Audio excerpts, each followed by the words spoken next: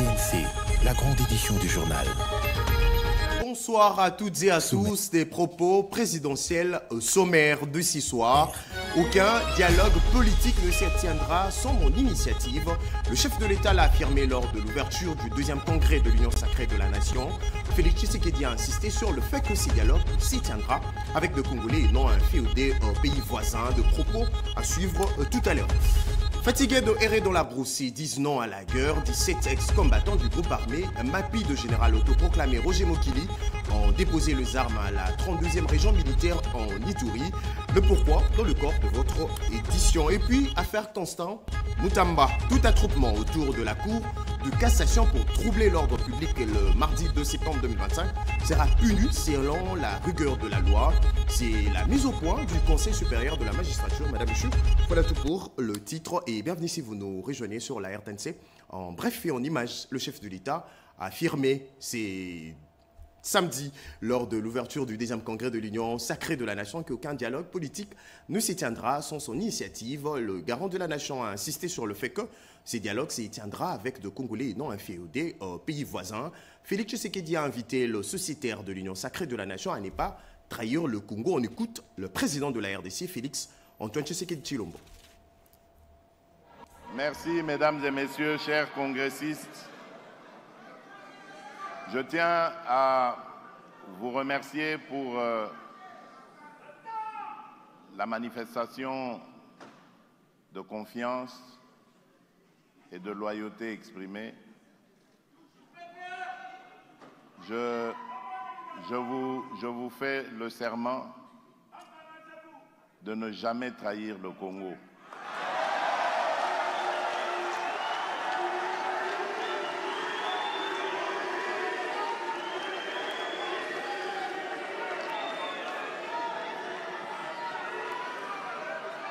Je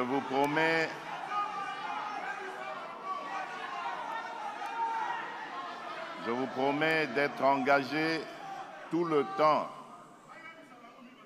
que j'aurai les responsabilités de président de la République. Je vous promets donc de m'engager pour que ce pays, notre Congo, notre cher Congo, vive en paix avec lui-même, en paix avec ses voisins, en paix avec toute la communauté internationale. La République démocratique du Congo, notre cher pays, est engagée en ce moment sur une voie très déterminante que j'appelle moi la croisée des chemins. Nous sommes en train de jouer notre avenir, notre devenir. Vous avez entendu parler des discussions de Doha et de Washington. Ce sont donc des dynamiques impulsées évidemment par ces pays amis, soucieux aussi de voir notre République vivre en paix. Et ce sont des dynamiques qui sont impulsées pour que les forces négatives étrangères nous laissent finalement et définitivement en paix. Et ainsi, quand nous resterons entre Congolais, nous allons pouvoir définir nous-mêmes le mode de vie et de marche de notre République. C'est pourquoi je compte sur vous, chers compatriotes, membres de l'Union sacrée. Faisons de cette plateforme une véritable force politique qui va avoir la confiance de la majorité de notre peuple et qui pourra ainsi présider aux destinées de ce peuple sans devoir forcer ni s'imposer contre la volonté de celui-ci, mais en ayant sa confiance et son soutien. Et hier vendredi, le président de la RDC a présidé la 56e réunion ordinaire du Conseil de ministres. Je vous prie de suivre cet extrait du compte-rendu du ministre de la Communication et Médias, porte-parole du gouvernement. À la suite du lancement ce 28 août 2025 de la campagne agricole 2025-2026, le président de la République a tenu à réaffirmer que l'agriculture doit demeurer au centre de notre stratégie nationale de développement. Si nous voulons atteindre la sécurité alimentaire, réduire nos importations et valoriser nos immenses potentialités, nous devons non seulement cultiver, mais aussi parachever l'écosystème agricole de notre pays, a-t-il précisé. Sur le plan juridique et institutionnel, le président de la République a rappelé que l'adoption en 2011 de la loi portant principes fondamentaux relatifs à l'agriculture a marqué une avancée majeure. Ces textes intègrent la décentralisation, prend en compte les spécificités agroécologiques et sociales et instaure un régime fiscal et douanier particulier afin de stimuler la production et atteindre l'autosuffisance alimentaire. Ces acquis offrent donc une base solide du développement du secteur. Toutefois, l'évolution du contexte impose une révision de la loi afin de l'adapter aux défis actuels et de la rendre plus attractive pour les investissements, notamment étrangers. Il s'agit de corriger certaines lacunes, notamment en matière de régulation des semences, et de renforcer les garanties juridiques indispensables à l'encadrement et à la modernisation de l'agriculture. Le gouvernement est ainsi appelé à retravailler les textes en vigueur pour y intégrer les innovations nécessaires. Parallèlement, le président de la République a évoqué la nécessité d'accélérer la mise en œuvre de mesures d'accompagnement, de mettre en place des instruments financiers et techniques adaptés et de garantir la cohérence entre réformes légales, projets gouvernementaux et initiatives existantes. L'objectif est de soutenir durablement les producteurs, d'accroître la compétitivité du secteur et d'assurer une véritable sécurité alimentaire nationale. Allez, on change carrément de registre. 50 km séparent la RDC de la République du Congo à hauteur de Madianga dans le territoire de Luozinsom dans le Congo central. D'ici le mois prochain, les autorités de ces deux pays africains comptent procéder au bornage de sites frontières terrestres tracés depuis l'époque coloniale. Les experts territoriaux de la RDC ont effectué une mission d'itinérance pour mener une étude avant la phase finale. Bobo Mokonzi. Nous avons une mission compliquée parfois. Nous sommes chargés d'exécuter sur le terrain des arrangements conclus au XIXe siècle parfois entre puissances coloniales. Avec le Congo d'en face, nous avons à exécuter un arrangement de 1885. Alors, les données qui sont consignées dans cet arrangement entre l'État indépendant du Congo et la France demandent parfois des études sur le terrain pour bien comprendre ce que les puissances coloniales ont voulu, le principe étant que dans ce domaine des frontières, pour la stabilité et la meilleure construction de nos États nouvellement indépendants. À Luozi, au niveau de la localité de Manyanga, la frontière tracée depuis l'époque coloniale à une distance de 50 km et qui sépare la République démocratique du Congo à son voisin, la République du Congo, sera désormais bornée, ce qui justifie cette itinérance des experts en territoriaux de la République démocratique du Congo pour mener une étude préalable avant la phase finale. Préparer en fait les points où on va implanter les bornes frontières. Une mission interne conduite par Camille Ngoma, directeur du département de la coopération transfrontalière, à la commission permanente des frontières, suivant les recommandations de la 10e session de la commission technique mixte qui avait mis autour d'une table les représentants de ces deux pays tenus à Oyo du 27 au 31 juillet 2025. Autre grand titre de ce soir, 22 sujets étrangers non en ordre avec le document de migration de la RDC ont été interpellés par la Direction générale de migration dans le Haut-Katanga. Ces expatriés en irrégularité de séjour ont été renvoyés hors le frontière du pays. Emmanuel Momat. En l'espace de 3 jours seulement, la DGM au Katanga a ainsi démontré qu'elle reste vigilante est résolu à appliquer à la lettre la vision de la haute hiérarchie en matière de migration. À ce sujet, la DGM au Katanga vient de mener une vaste opération de contrôle et de reconduite aux frontières du 27 au 29 août 2025, aboutissant à l'expulsion de 22 sujets étrangers en situation irrégulière en République démocratique du Congo. Une action qui s'inscrit dans la mission assignée à la DGM par la haute hiérarchie et qui reflète la volonté du président de la République Félix-Antoine Tshisekedi Tshilombo de faire de la bonne gouvernance migratoire une réalité. Dans ces lots de hors-la-loi, il y a eu 9 sujets chinois qui ont été sommés de regagner Guangzhou, leur ville d'origine, suite à une décision ferme émanant de Kinshasa-Gombe du directeur général de la DGM Roland Kashuantale Chioza.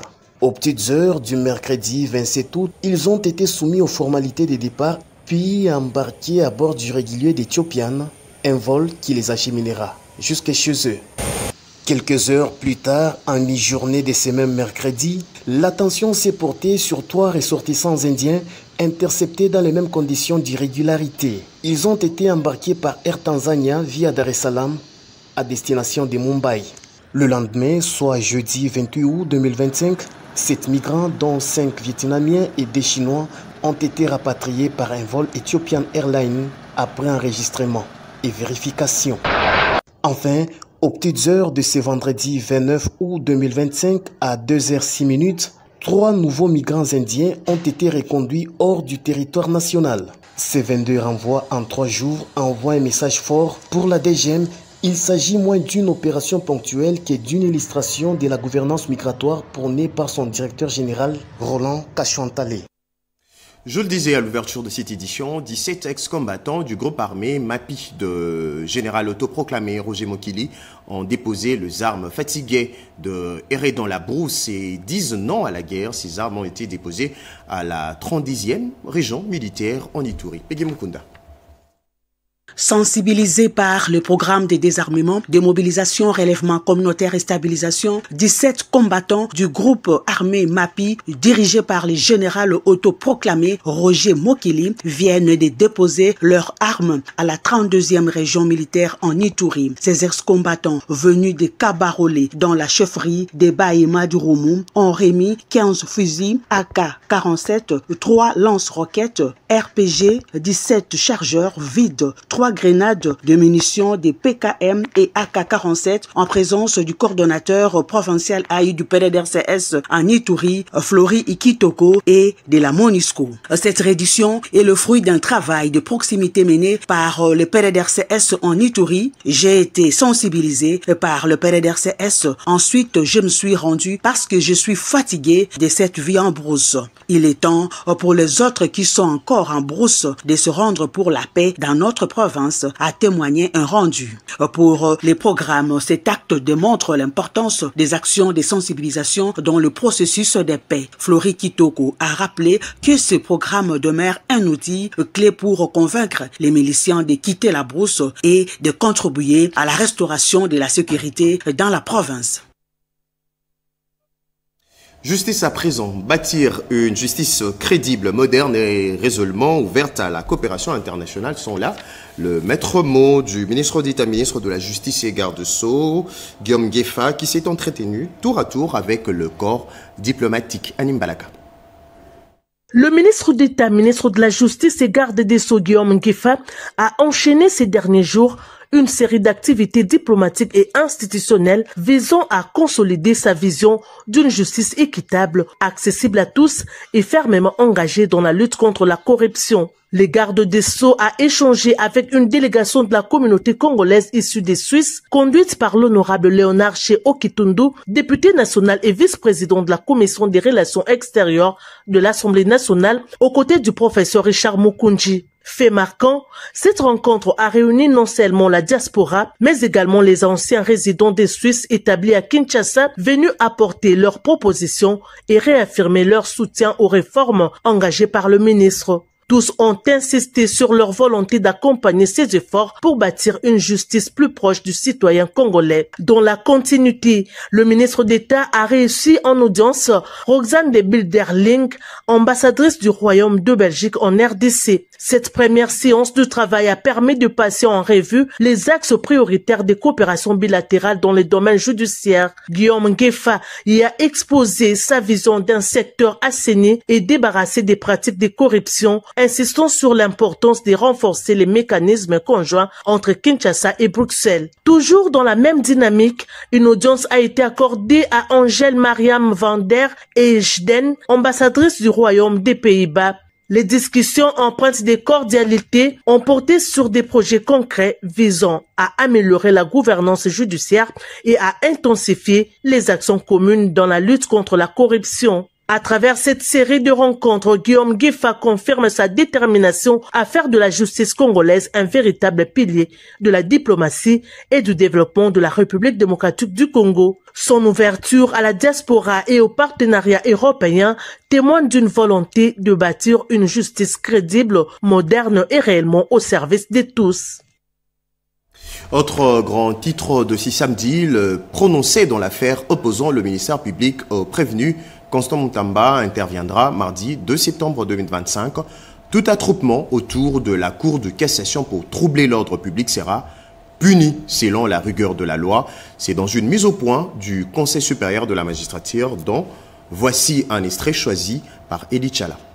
Le procès en cours devant la Cour de cassation, qui n'est pas le premier à concerner les personnalités politiques, n'a rien d'exceptionnel et demeure donc un procès ordinaire. Pour rappel, la justice congolaise a déjà instruit plusieurs dossiers de détournement des deniers publics impliquant de hautes personnalités, notamment le procès de 100 jours, le procès de Bukangalozo, le procès de forage, le procès de Covid-19, le procès mettant en cause le ministre Willy Bakonga, le procès mettant en cause le professeur Mampouya, ancien ministre de la Justice poursuivi à l'époque du ministre Kengo Adondo, le procès Tunda Yakasenda. Tout ceci pour dire que la justice congolaise a une expérience de juger le dossier des hautes autorités. Le Conseil supérieur rappelle également le caractère apolitique de la magistrature congolaise et précise que les magistrats jugent les faits et non une opinion politique. Ils rendent leurs décisions au nom de la loi et non sous l'influence d'intérêts politiques ou partisans. Prévu pour le mercredi 27 août 2025, l'audience de prononcé de la cause ministère public contre le prévenu Constant Mutamba a été renvoyée au mardi 2 septembre 2025. À cet effet, le Conseil supérieur de la magistrature tient à informer l'opinion que la prorogation du délai de prononcé dans cette cause est légale et répond uniquement aux exigences de la procédure et non pour toute autre raison. Elle vise à permettre aux juges, au regard du volume du dossier, du nombre de témoins qui ont défilé devant la Cour, à peu près une vingtaine, du nombre d'avocats de la défense, à peu près une cinquantaine, de statuer avec sérénité et rigueur nécessaire en tenant compte de tous les éléments du dossier conformément à la loi. Au regard du dérapage constaté le mercredi 27 août 2025, le Conseil supérieur de la magistrature met en garde contre tout attroupement aux abords de la Cour de cassation dans le seul but de troubler l'ordre public et prévient que tous ceux qui viendront braver cette interdiction s'exposeront à la rigueur de la loi. Tout à fait autre chose. Le ministre de l'Emploi et du Travail a conféré le jeudi dernier avec le coordonnateur de programme et le nouveau inspecteur du travail. Au menu, le désirata lié aux difficultés financières et à l'amélioration de leurs conditions de travail. William Tunakov et Junior Bilembo. C'est dans le souci de s'imprégner de tous les problèmes réels de son secteur en écoutant l'ensemble des acteurs du monde du travail, notamment partis gouvernementales, banques employeurs et banques travailleurs, que le ministre de l'Emploi et du Travail, Ferdinand Massamba, a reçu en audience une délégation des inspecteurs et contrôleurs du travail, ainsi que des agents administratifs recrutés sur base d'un concours en 2023. Ces derniers ont soumis à leur nouvelle autorité des tutelles, plusieurs desiderata, au nombre desquels l'amélioration de leurs conditions de travail, notamment leur intégration dans la paye régulière des salaires et des primes des fonctions. Ferdinand Massamba Ouamassamba, qui a toujours placé l'homme au centre de son action, comme partout où il est passé, a promis de réunir tous les éléments pour y apporter des solutions idoines. Peu après cette rencontre, le ministre de l'Emploi et du Travail a échangé avec les coordonnateurs nationaux des différents programmes placés sous sa tutelle. Au menu, l'état de lieu de chaque structure, les difficultés rencontrées, notamment celles relatives au budget et les nouvelles orientations de la tutelle. Avec toutes ces consultations entamées depuis sa prise de fonction, le ministre de l'Emploi et du Travail, Ferdinand Massamba, se veut fidèle à sa méthodologie, être à l'écoute de ses collaborateurs et différents partenaires sociaux du monde du travail, donner les orientations pour une gestion axée sur les résultats et agir. Dans un chapitre 1, notre enquête de stratégie pour booster le secteur du développement rural en RDC, le ministre d'État en charge de l'agriculture et la Fondation chinoise pour le développement rural s'engagent à conjuguer ensemble leurs efforts. Les autres détails avec Marie-Pascale Kalang. Travailler main dans la main pour le développement rural en République démocratique du Congo, tel est l'objectif de la Fondation chinoise pour le développement rural. Après la rencontre avec le ministre d'État du développement rural, ingénieur Grégoire Mouchaïl-Moutombe, des perspectives d'avenir ont été établies. Alors, dans le futur, nous allons travailler ensemble, main dans la main, en échangeant bien sûr nos expériences, donc l'expérience chinoise dans le développement rural, avec l'expérience congolaise, la connaissance du milieu que vous avez, et dans l'ensemble, nous allons travailler main dans la main. D'autres ambitions pour la Fondation chinoise pour le développement rural ont été soumises au ministre d'État. Alors, nous allons également assister au projet pilote du ministère du développement rural pour y apporter l'expérience chinoise dans le développement rural. Aussi, le projet dénommé Tousseco, qui consiste à développer les milieux ruraux, a été présenté au ministre d'État du développement rural par la société COTS, DRC, SRL et Red Rock International. Nous sommes venus présenter à son Excellence un projet que nous avons dénommé Projet Tousseco, qui consiste à développer les ruraux. En tout cas, le Mineta, il est connu que c'est un ministre dynamique. Il a toujours eu le souci de booster normalement tous les projets qui développent la République. Nos échanges étaient super. Le patron du développement rural, ingénieur Grégoire Mouchaïl-Moutombe, les a donné les garanties qu'il faut pour le développement des milieux ruraux en République démocratique du Congo, dans la vision du chef de l'État, Félix-Antoine Tshisekedi Tshilombo.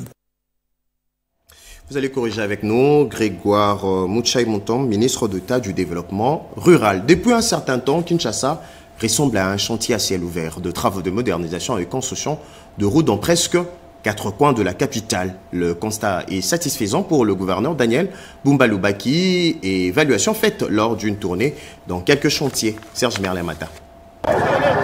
Une fois arrivé sur l'avenue Tabora, le gouverneur de la ville de Kinshasa a salué l'évolution des travaux de construction de cette artère de l'avenue Kassavubu à son croisement avec les chemins de fer de l'Onatra. Nous pensons que quand les travaux prendront fin, notre quotidien va changer. Après cette étape, les premiers citoyens de la ville de Kinshasa, Daniel Bumba-Lubaki, s'est rendu sur les avenues Rufuji et Oia, où sont en train d'être réalisés des travaux de drainage et de réhabilitation des routes, question de remédier aux problèmes des inondations dans cette partie de la capitale. C'est le lieu, l'autorité urbaine de Kinshasa, Daniel Bumba-Lubaki, a invité la société qui exécute les travaux sur place à plus de célérité. Dans ces mêmes secteurs, le gouverneur de la ville de Kinshasa, Daniel Bumba-Lubaki, a déploré la mauvaise canalisation des eaux, notamment les passages d'un tracé caniveau dans une parcelle située sur l'avenue Rufuji, identifiée comme l'une des causes des débordements des eaux sur l'avenue Oia. Nous sommes là pour veiller à l'intérêt collectif, l'intérêt général, c'est qui fait en sorte que si nous estimons qu'un intérêt est en train d'obstruer justement les drainages des eaux, mais également la forêt dans son ensemble, nous allons avancer par les démolitions. Face à la problématique des embouteillages dans la ville, le gouverneur Daniel Bumba-Lubaki a invité les Kinoises et Kinois à la patience car, a-t-il assuré, les travaux de réhabilitation et construction des routes vont résoudre cette question. Nous apaisons la population en disant que les voies de déviation seront à leur disposition pour permettre à ce qui est fluidité. Le service géologique national du Congo a ouvert le porte aux personnes extérieures pour familiariser la population avec le secret de la géologie. Les enfants de travailleurs sont les premiers à faire la visite dans le cadre de cette première journée porte ouverte. Edith Chala. Mettre les enfants de 7 ans à 12 ans au contact avec les méandres de la géologie, le service géologique national du Congo a levé l'option de procéder par des portes ouvertes. Raoul Wanzenga, directeur général de ce service, a attendu ces hôtes inhabituels qui ont commencé leur visite par les différents compartiments. Les services courriers, les ressources humaines, le box des experts, le directeur général adjoint. Une approche qui veut habituer la population avec le sous-sol congolais et ses richesses. Nous voulons inculquer aux enfants, déjà de le bas âge, à être passionnés de la géologie, à être passionnés de la terre, à être passionnés de ce que renferme comme richesse notre pays. Comme le veut, le souhaite le chef de l'État, M. Félix-Antoine Tshisekedi Tshilombo, de voir les générations futures bénéficier de richesses du pays. C'est pour nous une façon de pouvoir les booster à s'intéresser à tout ce qui est richesse de notre pays. Dans les tout prochains jours, ces visites devront se faire régulières pour que la population tout entière connaisse à fond le service. Les enfants des travailleurs ne sont qu'un échantillon qui montre l'intérêt du service à se faire connaître auprès du grand public. Les travaux de l'atelier de vulgarisation de droits miniers, pétroliers et forestiers ont été organisés à Kinshasa. Plusieurs personnalités ont pris part à ces assises. Sous le financement de la Banque mondiale à travers le projet Encore, l'initiative pour la transparence des industries extractives ITIO en sigle organise un atelier sur la vulgarisation des contrats miniers, pétroliers et des concessions forestiers. Pendant 2 jours, les participants venus de ministères sectoriels, des entreprises étatiques, du cadastre minier ainsi que de la cellule technique de coordination et planification du comité de pilotage de la réforme des entreprises du portefeuille de l'État, COPIREP en sigle, réfléchissent à l'hôtel afin de mettre en exergue l'exigence 2.4 de la norme ITIE qui impose depuis l'année 2021 au pays de publier systématiquement tous les contrats et licences conclus, modifiés ou renouvelés dans les secteurs miniers, pétroliers et forestiers, comme l'a souligné Franck Nzira, responsable technique de l'ITIE RDC. Donc nous avons organisé cette activité, c'était pour que nous puissions assurer la transparence et la bonne gouvernance dans la publication des contrats, dans l'octroi des droits miniers et pétroliers et aussi dans la tenue du registre. Et pour que nous puissions arriver à une publication exhaustive des contrats et à une publication accessible des contrats, mettre à la disposition du public des informations sur les contrats miniers et pétroliers. À travers cette séance de travail, l'ITIE RDC veut tout simplement contribuer à l'amélioration du climat des affaires tout en rassurant que les ressources naturelles de la République démocratique du Congo profitent réellement à sa population. Ouvert le jeudi 28, c'est ce vendredi 29 août 2025 que s'est clôturé ces travaux à la grande satisfaction des participants. La Direction générale des impôts a procédé à la formation de formateurs en matière d'impôts sur la société de l'impôt sur le revenu de personnes physiques. La session de formation s'est tenue du 11 au 29 août 2025 à Kinshasa. On fait le point avec Jean-Pierre Ndolo Demazo et José Dimoné-Kene. Pendant 15 jours, 90 formateurs internes de la Direction générale des impôts ont eu droit à cette formation. Des formateurs issus des services de l'administration centrale et des directions urbaines et provinciales. L'objectif visé par cette formation des formateurs consiste à doter l'administration fiscale d'une équipe de formateurs qualifiés appelés à l'accompagner dans la mise en œuvre de l'importante réforme de la fiscalité directe.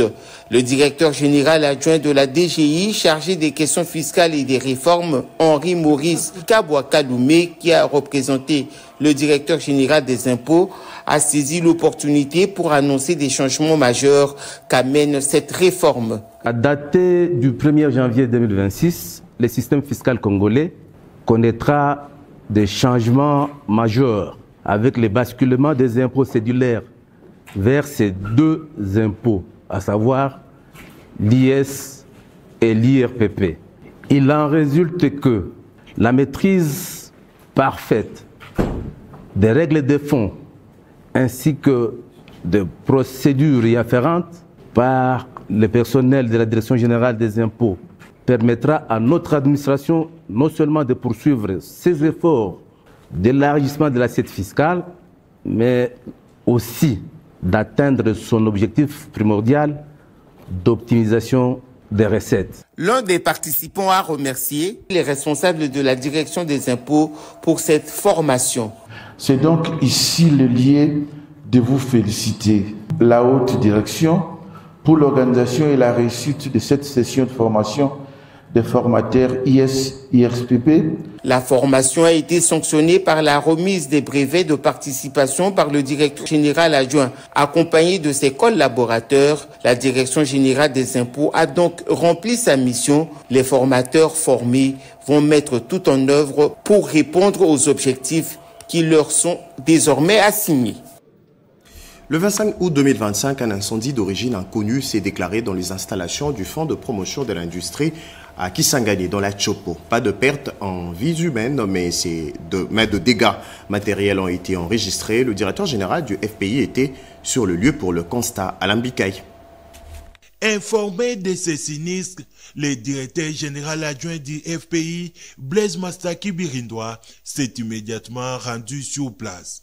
Arrivé jeudi dans la capitale de la Chopo, il a d'abord présenté ses civilités au gouverneur des provinces avant de constater l'ampleur des dégâts. Le bilan matériel est lourd, 99% des installations consumées et 21 locataires sinistrés qui devront être relogés en urgence. Presque tous les bâtiments et ses biens ont été réduits en centre. Face à cette tragédie, le Fonds de promotion de l'industrie a annoncé le renforcement des mesures de prévention des risques et l'accélération des dispositifs de protection de son patrimoine immobilier. Profitant de son séjour, le DGA a visité plusieurs projets stratégiques nécessitant l'accompagnement du FPI, notamment la Soteski, la cimenterie de Kisangani, ainsi que d'autres biens acquis en datation. Il était important donc de les encourager et de bénir l'Éternel ensemble du fait que tous soient en bonne santé et que personne n'ait été touché dans sa chair après cet incident. Il s'est également entretenu avec les personnels locaux auxquels il a adressé un message de réconfort et de réarmement moral. Malgré l'ampleur des pertes, le FPI se mobilise pour assurer la continuité de ses activités et sécuriser ses sites. Au cœur d'une formation à Kinshasa, la transparence et la bonne gouvernance dans la gestion de projets publics, le cadre et agent du ministère provincial des infrastructures et travaux publics ont été outillés sur l'application de la loi relative au marché public en RDC. Rikin Zoziloya. Mission accomplie pour l'autorité des régulations de marché public qui vient de clôturer une session de formation destinée aux cadres et agents du ministère provincial des infrastructures et travaux publics. Session axée sur la maîtrise de la loi numéro 10/010 du 27 avril 2010 relative au marché public en RDC. C'est pour renforcer la bonne gouvernance et la transparence dans la gestion des projets publics. Pendant plusieurs jours, les experts de l'ARMP ont partagé leur expertise sur les procédures de passation, de contrôle et d'exécution des marchés publics, une étape jugée cruciale pour améliorer l'efficacité et la crédibilité des investissements publics dans la capitale. C'est sans nul doute un geste patriotique qui mérite d'être salué à sa juste valeur. Excellence, Monsieur le Ministre, inexorablement, vous entrez de plein pied dans la vision du chef de l'État. Cette formation, loin d'être une simple étape, elle est plutôt un point de départ en ce qu'elle pose des bases solides pour notre future collaboration. Clôturant la session, le directeur général de l'ARMP, Maître Claude Kayembembaye, a également insisté sur la responsabilité des agents publics dans le respect strict des règles légales afin de garantir l'intégrité et la compétitivité dans les marchés publics. De son côté, le ministre provincial des infrastructures et travaux publics, Alain Chilungu, a salué cette initiative. Je réaffirme ici notre satisfaction à cette formation. Je tiens aussi à exprimer notre sincère gratitude à l'autorité des régulations du marché public. Une formation qui, au-delà des textes, se veut un véritable outil pour transformer la gestion des marchés publics en RDC au bénéfice de la population quinoise. Un mot de santé avant de nous séparer. Clôture, c'est 30 août 2025 de la campagne de dépistage gratuite lancée depuis le début de la semaine à Kinshasa. Plusieurs femmes et jeunes filles de la capitale ont bénéficié d'un dépistage gratuit du cancer du sein et du col du terrain au centre hospitalier Biopharma 2. C'était lors d'une campagne de 6 jours organisée avec l'appui du Centre national de lutte contre les cancers, CNLC. Débuté le lundi 25 août 2025 et clôturé ce samedi 30 août 2025, cette initiative visait à encourager le dépistage précoce afin de réduire les risques liés à ce type de cancer, particulièrement répandu chez les femmes en RDC. L'oncologue Arma Chinamola a salué le travail du CNLC dans cette lutte et en a profité pour rappeler quelques symptômes de surveiller, insistant sur l'importance de la sensibilisation. J'encourage donc des dames à venir consulter tôt parce que plus ils consultent, plus on découvre les choses tôt et plus on parvient à les guérir. Des patients venus se faire dépister ont exprimé leur reconnaissance envers les autorités sanitaires tout en appelant d'autres femmes à leur emboîter le pas pour préserver leur santé. C'était juste pour la prévention. Je sais que quand on marche, là, on peut avoir la maladie, on ne se rend même pas compte. Quand j'ai entendu ça, je me suis dit que c'est le bon moment que je puisse profiter de ça. Cette campagne a également marqué le lancement officiel de services d'oncologie au sein de Biopharma 2, qui vient de se doter de 2 chirurgiens carcinologues spécialistes de la chirurgie des cancers. C'était votre journal de la rédaction, coordonné par Jean-Pierre Ndolo Demazo, réalisé par Papin Guinamao et Patrick Bapuila, assisté de Nerio Lemo, Yannick Yangumba, Alain Galia, Sylvain Kalonji et André Njeka. À toutes et à tous, bonsoir chez vous et à très bientôt.